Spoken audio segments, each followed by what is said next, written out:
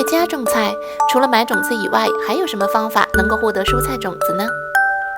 其实有一些蔬菜，我们即使没有种子，也可以种出种子。大家好，我是爱种菜的习小厨。今天我的话题呢，就是要分享如何获得蔬菜种子。除了买种子或者是朋友给的种子之外，我获得蔬菜种子的方法还有两种，就是自己种出来和自己种出来。本期呢，我会介绍关于叶类蔬菜、瓜类和番茄类这样的种子。虽然都是自己种出来的，但是这两种是有区别的。那么第一种自己种出来的菜呢，就是在没有种子的情况下，把市场买来的菜取一小部分，通过扦插的方法使其开花，然后结出种子。比如我最常种的就是茼蒿。茼蒿不是西方人的餐桌蔬菜，所以我们这里很难买到茼蒿种子。那么我会在华人超市里买一把新鲜的茼蒿，回来把一部分粗壮的茼蒿杆扦插到花园或花盆里。这样扦插成活的茼蒿，既可以剪下来继续食用，又可以开花打种子，而且这样结的种子出芽率非常高。需要注意的是，我通常会在秋天种植茼蒿，扦插的茼蒿在冬天是不会开花的。那么这个时候就可以剪它们的枝叶来吃，也就是在之前有一个视频中我具体介绍过的不用种子种菜的方法。等到春暖花开之时，茼蒿开始长出花茎开花，这时候就不要食用了，即使吃也不好吃了，花茎是很硬的，嚼不烂，所以这时候就等待它们开花吧。茼蒿是菊科的，它的花也是挺好看的，种在院子里还可以展现出小菊花的美。等到花凋谢了，就开始打种子了。那么什么时候采收这些种子呢？你需要耐心一些，不要因为它们没有花不好看了，就急着收种子好拔掉它们。这段时间它们虽然丑，但是是种子的发育时期，不要心急。我通常是等到像这样的时候，连花茎都开始枯黄时，这时候的种子就是完全成熟了。这时就可以收种子啦，可以直接剪掉花茎上带种子的干花，也可以扣上个大袋子，然后直接把花茎都剪断。这样做一点都不会损耗，不会掉落种子。之后把这些带种子的花茎放在盒子里晾几天，晾干它们，注意不要暴晒，在棚子底下晾干就好。等到干透了，就这样用手指一捻，种子和花瓣就一起脱落了。其实这些花瓣的碎屑筛不筛出去都无所谓，我通常比较懒的时候就和种子混在一起，到时候播种也一起撒到土里就行。当然你也可以这样，这是带花茎的种子，就直接在土里这样捻一捻，就播种到土里了，又省去了一个步骤，适合爱偷懒的人。这样你就获得了很多很多茼蒿种子，种很多很多的茼蒿，从而实现茼蒿自由。茼蒿是非常容易种的，有手就能种，大家都可以试试哦。类似于茼蒿的，可以通过扦插来获得种子的蔬菜还有很多，像白菜。秋天、冬天买的白菜，留个小小的白菜心，种在花盆里。这样扦插的白菜是可以成活的，但是由于季节因素，多半是不会长出爆球的那种白菜叶子。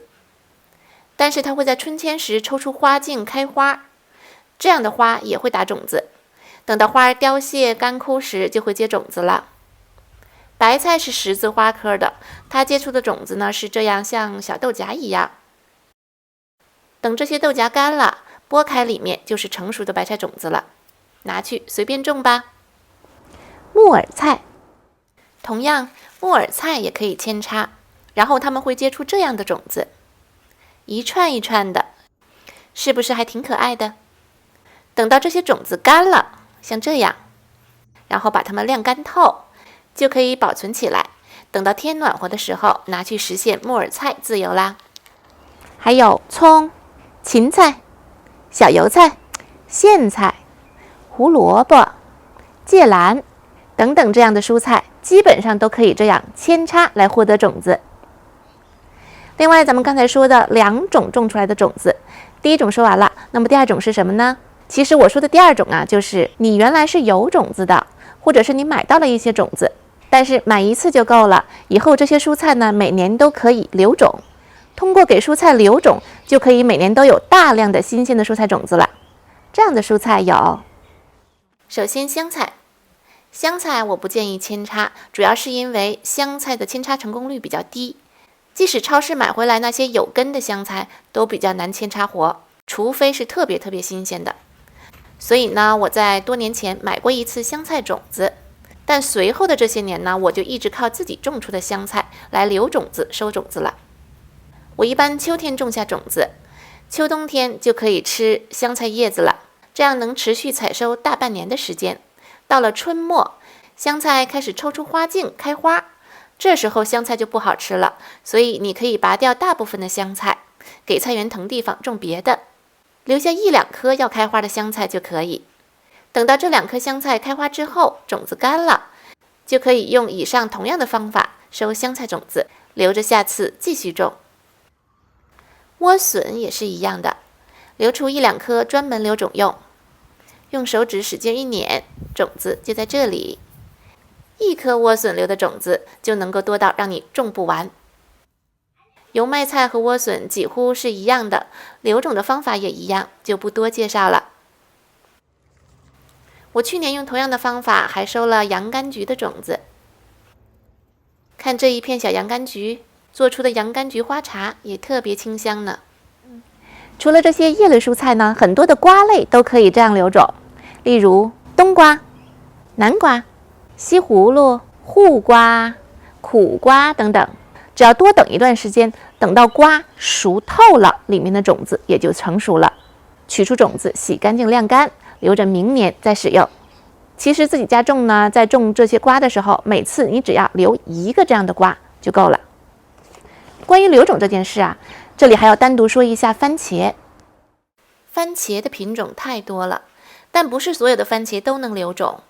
因为如果是杂交品种的番茄，留下的种子再种出的番茄就不会像原来的番茄那样，可能连形状品质都不如原来了。只有传家宝类型的番茄，其种子长出来的才和原来的品种一模一样，才有留种的价值。你看有些番茄品种介绍的时候，他会说这个番茄是 heirloom tomatoes， 也就是它是传家宝类型的番茄，这样的番茄你就可以用来留种了。那么传家宝类型的番茄都有哪些呢？下面列出的就是属于传家宝可以留种的番茄，大家可以截图保存。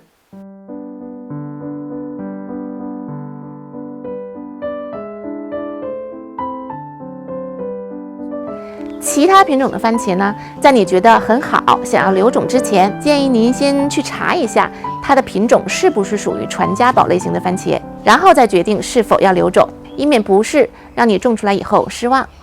好了，以上这些呢，就是我总结的这些年我是怎样获得种子的经验。所以有一些看了我视频的网友呢，他说买不到种子怎么办？或者是一直在寻找他想要的种子。那么你可以试着通过这样的方法自己种出来。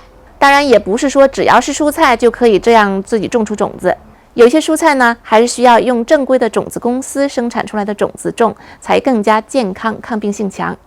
家庭种菜除了实用还有乐趣。祝愿大家都成为一个每天开开心心的家庭园艺爱好者，并且别忘记点赞关注习小厨和他的菜园子频道，我会为您带来更多的家庭种植的技巧和经验分享。好啦，感谢您的收看，咱们下一期再会。